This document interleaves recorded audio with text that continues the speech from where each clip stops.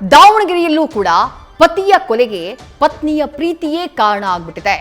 ಪತ್ನಿಯ ಪ್ರೀತಿಯ ಕಾರಣಕ್ಕೆ ಪತಿಗೆ ಚಟ್ಟ ಕಟ್ಟುವಂತಹ ಕೆಲಸ ಆಗಿದೆ. ಪತಿ ರಘು ಎಂಬಾತನನ್ನ ಕೊಲ್ಲಿಸಿ ಪತ್ನಿ ಶ್ರುತಿ ನಾಟಕ ಆಡ್ಬಿಟ್ಟಿದ್ರು. ಪ್ರಿಯಕರನಿಂದ ಪತಿಯನ್ನ ತಾನೇ ಕೊಲ್ಲಿಸಿದ್ದಾಳೆ. ಅದಾದ ನಂತರ ನಂಗೇನೂ ಗೊತ್ತಿಲ್ಲ, ನನ್ನ ಗಂಡ ಸತ್ತು ಹೋಗ್ಬಿಟ್ಟ ಅಂತ ನಾಟಕ ಆಡಿದಾಳೆ. ಗಂಡನನ್ನ ಕೊಂದು ತುಂಗಭದ್ರಾ ನದಿಗೆ ಶವವನ್ನ ಎಸೆಯುವಂತಹ ಕೆಲಸವನ್ನ ಗ್ಯಾಂಗ್ ಮಾಡಿತ್ತು. ಪತ್ನಿ ಶ್ರುತಿಯ ಆಸ್ಕರ್ ಆಕ್ಟಿಂಗ್ ಕಂಡು ಪೊಲೀಸರೇ ಶಾಕ್ಗೆ ಒಳಗಾಗ್ಬಿಟ್ಟಿದ್ರು. ಆಕೆಯನ್ನ ನೋಡಿ ಅನುಕಂಪ ಹುಟ್ಬಿಟ್ಟಿತ್ತು ಎಲ್ರಿಗೂ. ಆಕೆಯ ಕಣ್ಣೀರು, ಆಕೆಯ ರೋದನೆ ನೋಡಿ ಗಂಡನನ್ನ ತಾನೇ ಕೊಲ್ಲಿಸ್ತಾಳೆ. ಅದಾದ ನಂತರ ಗಂಡ ನಾಪತ್ತೆಯಾಗ್ಬಿಟ್ಟಿದ್ದಾನೆ, ಎಲ್ಲಿ ಹೋಗಿದ್ದಾನೆ ಗೊತ್ತಿಲ್ಲ ಅಂತ ಹೇಳಿ ಈಕೆಯೇ ಡ್ರಾಮಾ ಮಾಡಿದ್ಲು. ಕಡೆಗೂ ಕೊಲೆ ರಹಸ್ಯವನ್ನ ಭೇದಿಸಿದ್ದಾರೆ ಪೊಲೀಸರು. ಮೃತದೇಹಕ್ಕಾಗಿ ತುಂಗಭದ್ರಾ ನದಿಯಲ್ಲಿ ಶೋಧ ಕಾರ್ಯಾಚರಣೆ ನಡೀತಾ ಇದೆ. ಕೊಲೆಯಾದಂತಹ ಪತಿ ರಘು ಫೋಟೋನ ಗಮನಿಸ್ತಾ ಇದ್ದೀರಿ. ಮತ್ತೊಂದು ಕಡೆ ಆರೋಪಿ ಪತ್ನಿ ಶ್ರುತಿಯ ಫೋಟೋನ ನೋಡ್ತಾ ಇದ್ದೀರಿ. ಮತ್ತೊಂದು ಕಡೆ ಆಕೆಯ ಪ್ರಿಯಕರ ಉಬೇದುಲ್ಲಾ ಫೋಟೋನ ಗಮನಿಸ್ತಾ ಇದ್ದೀರಿ. ಗಂಡನಿಗೆ ಶ್ರುತಿ ಹಾಕಿದ್ದಂತಹ ಸ್ಕೆಚ್ ಹೇಗಿತ್ತು ಆ ಡೀಟೇಲ್ಸ್ ನ ನೋಡ್ತಾ ಹೋಗೋಣ. 12 ವರ್ಷಗಳ ಹಿಂದೆ ರಘುವನ್ನ ಪ್ರೀತಿಸಿ ಮದುವೆಯಾಗಿದ್ಲು ಶ್ರುತಿ. ರಘು ಕೂಲಿ ಕೆಲಸ ಮಾಡ್ತಾ ಇದ್ದ.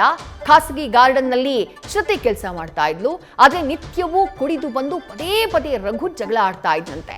ಈ ಮಧ್ಯೆ ಶ್ರುತಿಗೆ ಉಬೇದುಲ್ಲಾ ಮೇಲ್ ಪ್ರೀತಿಯಾಗಿದೆ. ಆತನ ಜೊತೆ ಸಂಬಂಧ ಬೆಳೆದಿದೆ. 2-3 ವರ್ಷಗಳಿಂದ ಶ್ರುತಿ ಹಾಗೆ ಉಬೇದುಲ್ಲಾ ಸಂಪರ್ಕದಲ್ಲಿದ್ರು ಅನ್ನುವಂಥ ಆರೋಪ ಇದೆ. ಯಾವಾಗ ಗಂಡನಿಂದ ಶ್ರುತಿ ಬೇಸತ್ಲೋ ಉಬೇದುಲ್ಲಾನ ಜೊತೆ ಸೇರಿ ಕೊಲೆಗೆ ಪ್ಲಾನ್ ಅನ್ನ ಹಾಕಿದ್ದಾಳೆ. ಸುರೇಶ್ ಎಂಬಾತನ ಜೊತೆ ರಘುವನ್ನ ಬಾರ್ಗೆ ಕರೆಸುವಂತಹ ಕೆಲಸವನ್ನ ಉಬೇದುಲ್ಲಾ ಮಾಡ್ತಾನೆ. ಕೊಲೆಗೆ ಸ್ಕೆಚ್ ಹಾಕಿ ದಾವಣಗೆರೆಯ ಬಾರ್ ಒಂದರಲ್ಲಿ ಸರಿಯಾಗಿ ಎಣ್ಣೆ ಹೊಡಿಸ್ತಾರೆ ರಘುಗೆ. ಅದಾದ ಬಳಿಕ ಕೊಲೆ ಮಾಡುವಂತಹ ಕೆಲಸವನ್ನ ಮಾಡ್ತಾರೆ.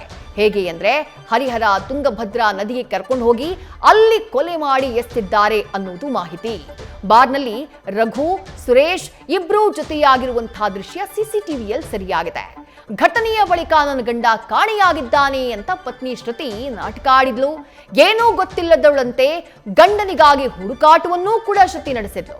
ಆದ್ರೆ ಕೊನೆಗೆ ಪೊಲೀಸರ ತನಿಖೆಯಲ್ಲಿ ರಘುವಿನಿಂದ ಈ ಕೃತ್ಯ ಆಗಿರೋದು ಬೆಳಕಿಗೆ ಬರುತ್ತೆ. ವಿಚಾರಣೆ ಮಾಡಿದಾಗ ಶ್ರುತಿ ಹಾಗೆ ರಘುವನ್ನ ಕೊಲೆ ಮಾಡಿರುವಂತಹ ಸತ್ಯ ಬೆಳಕಿಗೆ ಬರುತ್ತೆ. ವಿಚಾರಣೆಯ ಸಂದರ್ಭದಲ್ಲಿ ಉಬೇದುಲ್ಲಾನ ಪಾತ್ರ, ಸುರೇಶ್ ಪಾತ್ರ ಜೊತೆಗೆ ಶ್ರುತಿ ಅದರಲ್ಲಿ ಆಗಿರುವಂತಹ ಇನ್ವಾಲ್ವ್ಮೆಂಟ್ ಎಲ್ಲವೂ ಕೂಡ ಹೊರಗಡೆ ಬಂದಿದೆ.